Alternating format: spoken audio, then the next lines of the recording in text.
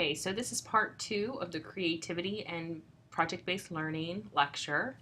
So we just finished watching this video about why project-based learning is really so important for our students. And I think this video really reinforces how you're taking content. I mean, they used project-based learning in this AP course, which is just very innovative in itself. But they used that and they were able to allow students to really understand the content at a much deeper level and be able to apply that to real life situations. And I think that's where the real power in project-based learning comes from.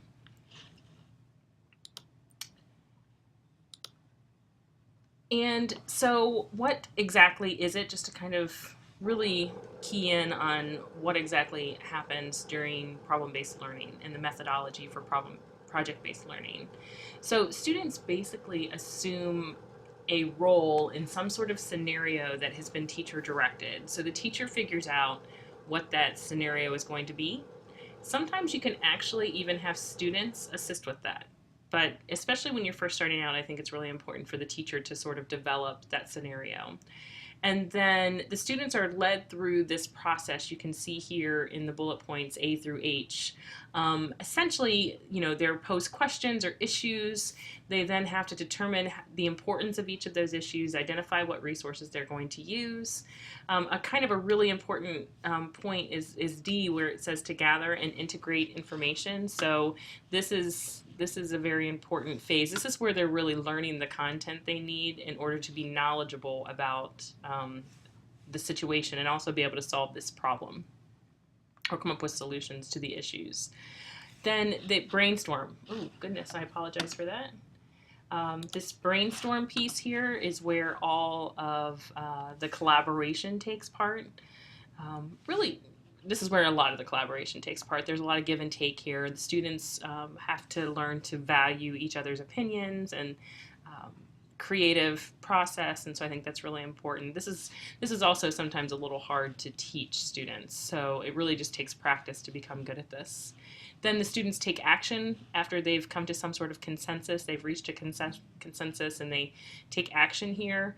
Then communicating the results, obviously, to some audience. I think it's really good to have some sort of authentic audience at some point during the school year for the students. So whether it be the administration, or I've actually had students present at city council meetings, those sorts of things, and in front of the mayor. That was really a cool thing to do. So at some point, I think to really truly make this authentic, that this is really important if you have an authentic audience. And then allowing the students time to reflect so that they can see how this whole process really helped them truly learn the information or the content that you were trying to get them to learn in the first place. And they can see how that really is applicable to real life. And so this reflection piece is a very important part of project-based learning. Okay, so again, why do we use this? Just to sort of reiterate what we've talked about and we've seen in the video, but it really represents the way that learning occurs outside in the real world and in the business world and in their jobs and in their homes. So I think that's just really important to let them see those real world problems. And it gives students a method for solving those problems, which can be helpful even in their own household someday. Just learning that problem solving process and how to collaborate and get ideas and brainstorm. All of that is really a very useful skill to teach our students.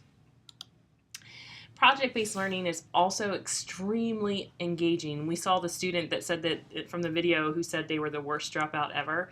I've actually seen students stay in school or love coming to my class because of project-based learning. It's very engaging, especially when it's authentic and meaningful.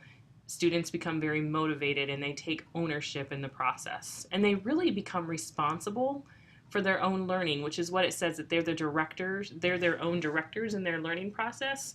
They really do buy in and take ownership in this whole process.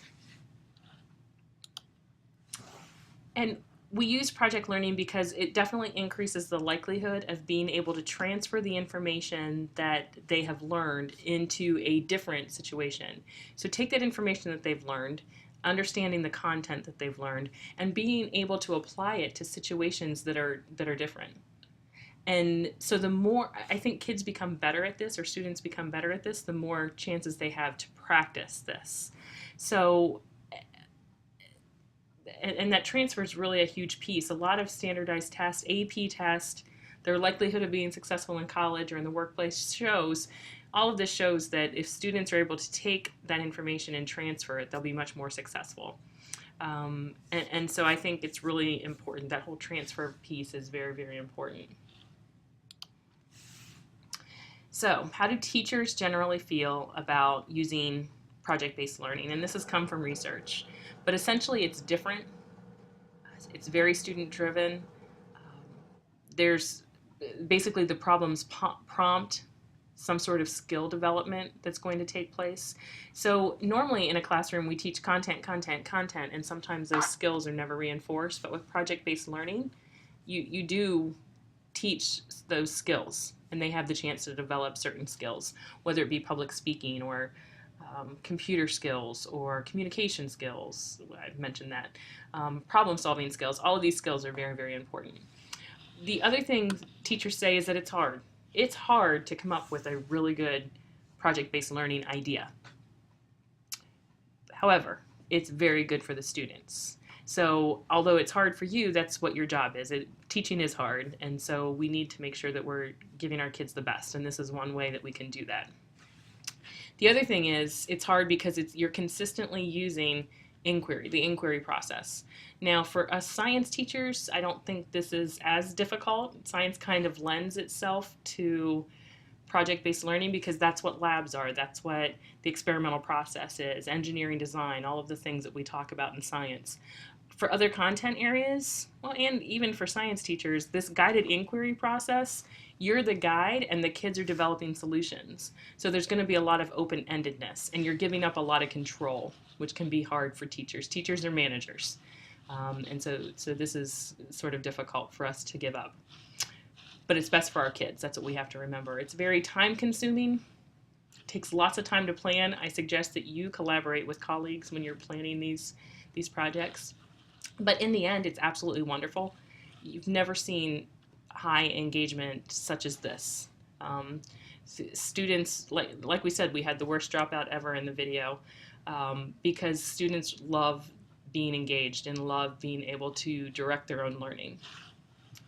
So let's see a short video on how students feel about project-based learning.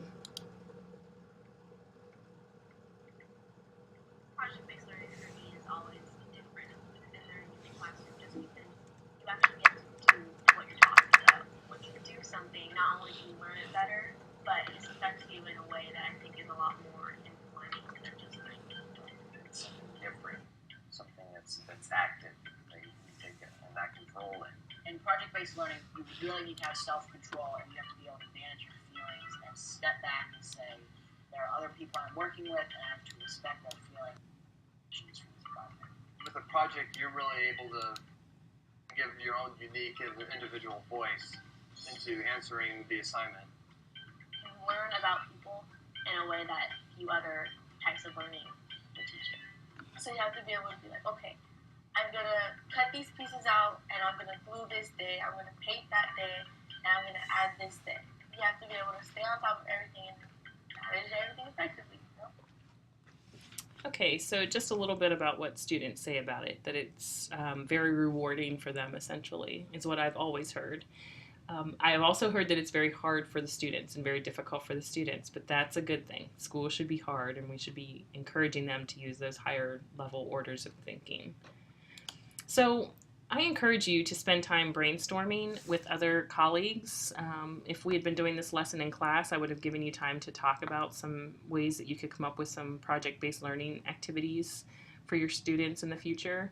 But I encourage you to speak with other colleagues, especially during your internship. During your internship would be an ideal time to attempt to do a project-based learning activity because you'll have assistants and you'll have people helping you guide the students through the whole process. So, last but not least, if you have any questions about this, feel free to email me or talk to me, and next time we get together, I'll be sure that we talk about this more in class.